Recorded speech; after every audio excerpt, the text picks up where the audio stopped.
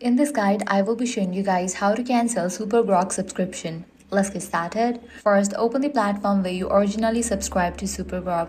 If you signed up through your iPhone, head over to your device settings, tap on your Apple ID given at the very top, navigate to the option subscription. Here you will find a list of all your active subscription. Locate SuperGrok, tap on it and then select cancel subscription. Confirm your choice and that's it. If you subscribe through Android, open the Google Play Store, tap on your profile icon, go to Payments and Subscriptions, then Subscriptions. Find SuperGrok in the list, tap on it and hit Cancel Subscription, then follow the prompts.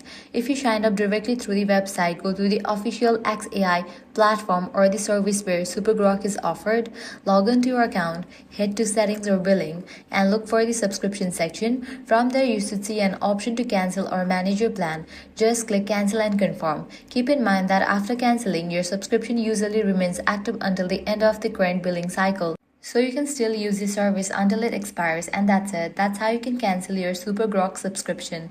If this guide was helpful, do not forget to like, share and subscribe.